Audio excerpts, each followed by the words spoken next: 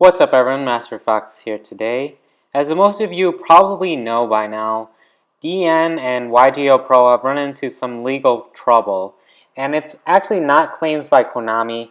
It hasn't been explicitly stated who or what organization made the claims, though I think it's pretty safe to assume that it's likely NAS, who had made previous claims several months ago against Dueling Network that caused a lot of controversy surrounding the images on the cards. And then things kind of cooled down for a little bit as people found workarounds and ways to host the images off-site from Dueling Network itself, and then things continued on as normal. But now, I don't know the reasoning behind this, but it looks like they followed up and kind of pressured further with their copyright claims, causing the entire site of Dueling Network to be taken down, and some YGOPro and maybe servers or different builds were targeted as well, though I know not every single YGOPro build or offshoot was affected, because I still believe Salvation is working and DevPro is working. It's mainly just PercyPro, I think, that was targeted and might not be working totally. But YGOPro, as you guys know, is open source and there's many different derivations, so it's not something that I think will die out forever, because it's like cockatrice if you play Magic. It's a downloadable program, so because of that, it's very hard to regulate. Once you have the program itself, at the very least, the only thing that they could control is shutting down private servers so that you couldn't host games across the internet, but the LAN capabilities of the program itself are still there. So that's nothing that any company could really hound down upon and take away from you. So at the very least, we would still have that if you wanted some sort of simulation electronically. But it is unfortunate that Dueling Network is taken down, because Dueling Network is the biggest online simulation mechanism for Yu-Gi-Oh! Basically for anyone, because it's very easy to access and you don't need to download any special programs for it. The requirements for the computing hardware to use Dueling Network are basically non-existent as long as you have Flash Player and an internet connection and internet browser on your device.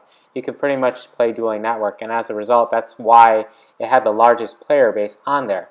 Additionally, it was also where most of the most highly competitive players play tested, because it was the most true to real-life testing, rather than YGOPro, which is automated and it's not as real true to life. And also, you run into a lot of people running cards that are OCG only or not even out yet, and so it kind of messes with testing. That's why Dueling Network was the best platform to test on. And now that it's completely taken out, that's kind of unfortunate for the competitive scene. And I don't know where that's going to be going, how people are going to test in large quantities, because online it's really easy to find a game, just like in that instantly. You just queue up and then you'll be matched into a game. But if you have to play test in real life, you actually have to find people and find time to do it. It might not just be that convenient, and maybe the competitive scene will kind of go down for a little bit until people find a way to be able to play test more effectively.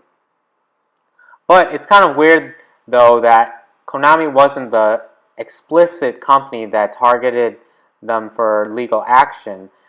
But despite this, there have been reports that on the Konami Twitch stream, if you even mention Dueling Network or the takedowns or anything like that, people get immediately banned for mentioning or talking about it or bringing it up. And so there's some form of weird censorship there. But Konami's never been known to be a very good company in terms of its relations with its fans or its employees, so I guess this is to be expected. But now, what are my thoughts as to why these takedowns occurred now, this year, after so many years of being alive? I think Dueling Network has been online for at least more than half a decade, and YGOPro has been alive for a little bit less than that time, but still, it's weird, right? Because obviously Konami and whatever other companies own some part of Yu-Gi-Oh! Have known about the existence of Dueling Network and YGOPro for a very long time, because one of the earliest copyright claims that occurred against Dueling Network itself was the backs of the cards. The backs of the cards on Dueling Network used to use basically the exact replica of what you would see on real life cards. and there is the copyright dispute over that, and then that was managed and dealt with.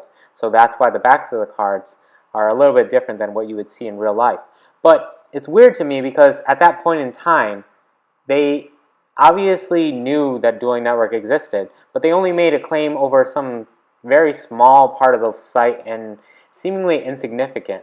Why did they not pursue further action at that point in time when they obviously could have? It's very strange to me. So the only conclusion that I can draw at this point in time is that it's very likely Konami is working on some sort of online simulator on the level of Dueling Network or YGOPro. They have had previous games that are based on Yu-Gi-Oh, of course, but maybe they're working on a bigger project this time. They have had two previous projects, I believe, Yu-Gi-Oh! Online, and then there was another one, but both kind of ended up failing pretty quickly due to one reason or another. But I can foresee that they probably do want to work on some sort of official online Yu-Gi-Oh! Simulator along the lines of Magic. To me, that's the only real reason why legal action would be taken at this current point in time. But it's also weird because it wasn't Konami that was taking the legal action itself. Rather, it's most likely that it was NAS who owns the images and artworks on the cards. Although, it's possible that Konami is acting through NAS somehow, just because maybe that was the easiest way, legally speaking, to file out a copyright claim. Because artwork and on the cards itself is a very tangible thing. Rather, if they were going after some sort of claim that they were using IP in terms of rules and gameplay, it might have been more difficult. I'm not sure about that because I'm not an expert in law, but that's just what I'm assuming, because other than that, NES doesn't really have anything to gain by performing a copyright claim at this point in the time. So it doesn't really make sense to me. The only thing that makes sense to me is if Konami was doing some sort of online Yu-Gi-Oh! Simulator. Now, as for the simulator itself, I would be very open to the idea if it was done very, very well. My only concern is that with the past track history that Konami has had, they haven't had made very good simulators. And I'm very afraid that the way that they're going to go with this is it's probably going to be some sort of free-to-play platform where microtransactions make the bulk of the payments. So that's going to go the way of Hearthstone, which is really, really bad in my opinion.